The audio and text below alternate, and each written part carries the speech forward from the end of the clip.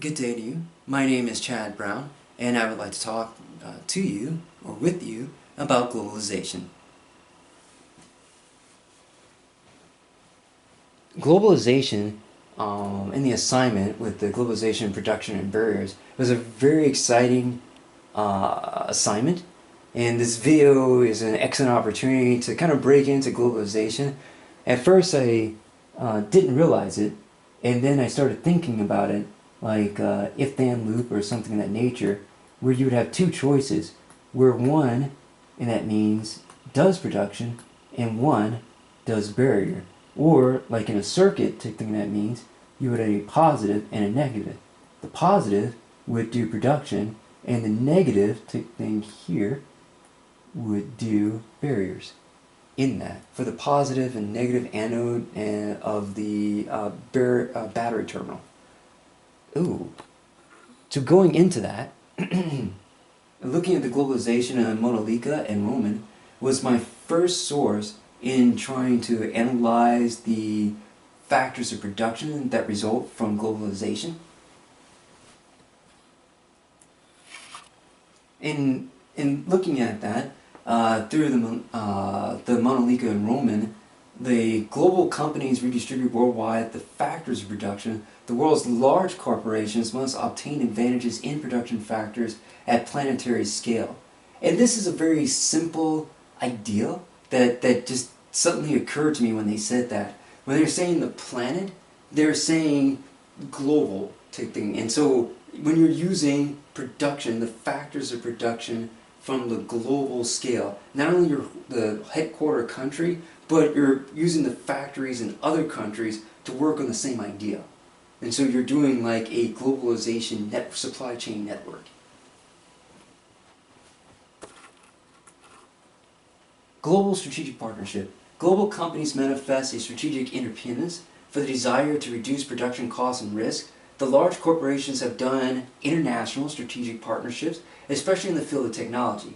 And this is in our introduction, and Monolika and Roman in 2012, page 748, we're pointing out the fact that not only that globalization includes really strategic partnerships, because you're talking to another country that's not your own, and you're making a partnership with that country, but as well to think in our modern age, as the introduction of our week 1 in our international business class is doing, it also demonstrated that globalization includes a degree of field of technology.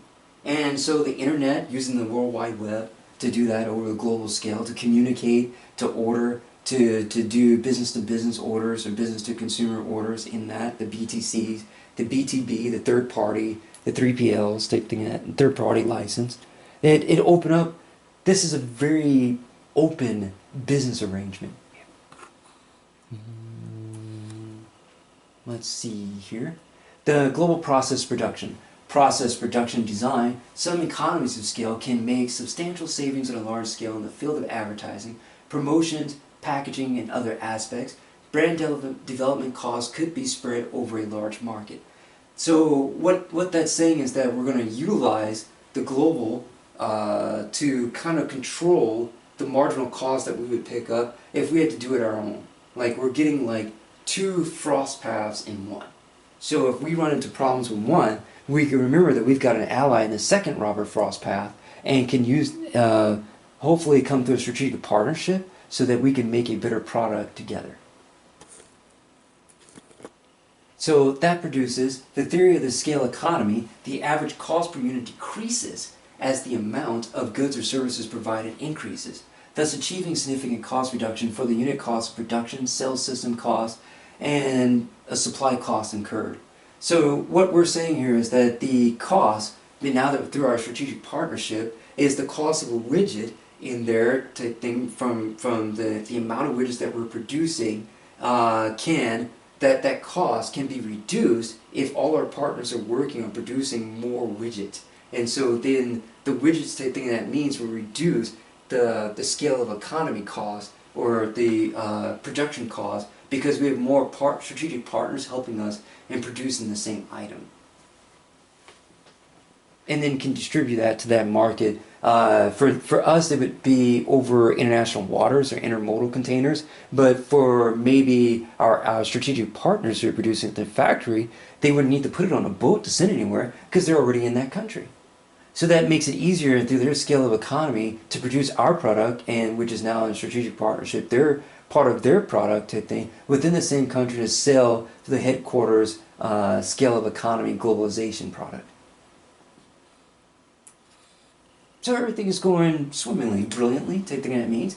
So in that suggestion, type thing that means of partnership, type thing, a strategic alliance, and that means there doesn't seem to be an anode, a red dial type thing, instead of like the black diode type thing, and it's like it's all positive, it's all good.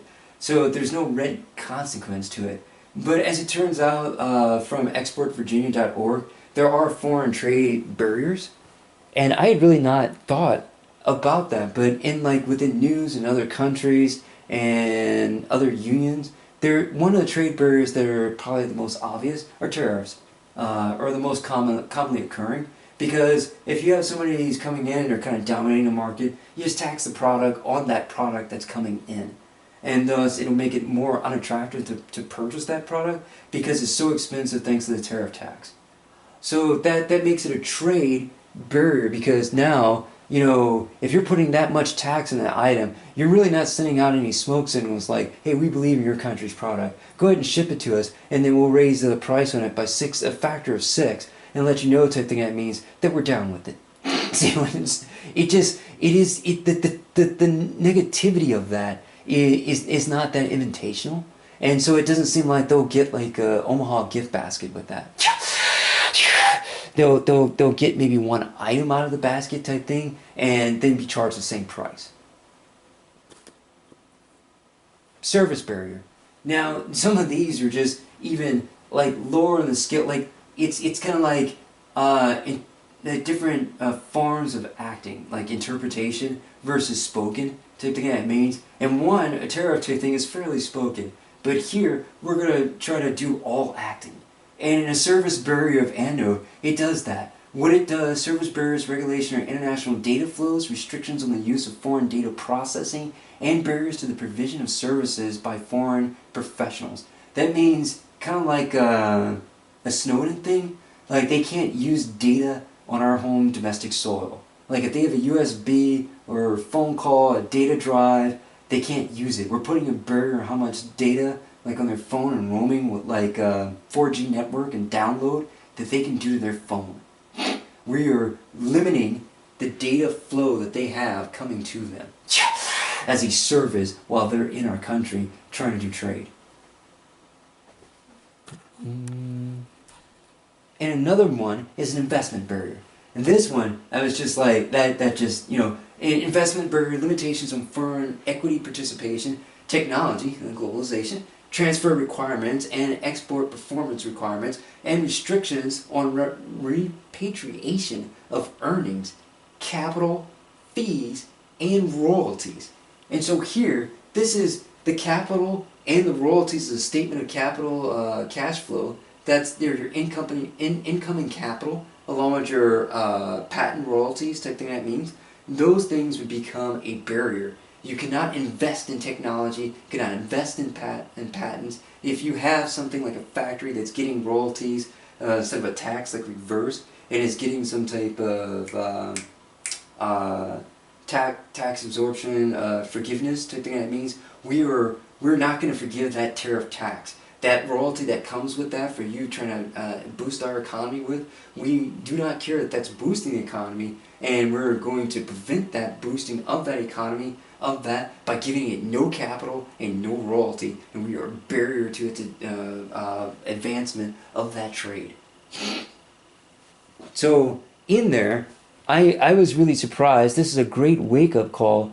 I thought maybe in globalization, you know, along with the tech, that there was only one thing to consider, you know, as far as just doing the trade, the domestic, really the headquarters of the company. But you learn to think that there is a positive. I need to make that green here. despite a battery type thing in there. Well, let me do that. There is a positive production type thing there, but there is definitely a barrier. You know, you've got investment barrier, statement of cash flow, capital barrier, technology service barrier. We're just not going to give them any service when they're here.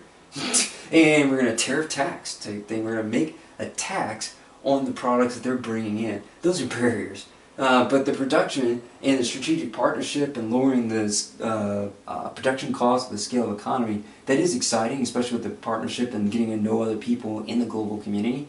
And that is a positive that we still have to work towards in hopes, without increasing the barriers and eliminating the globalization, that is definitely possible in our age of technology to partnership and become successful. Thank you for listening to me. My name is Chad Brown, and this is week 1's assignment on globalization.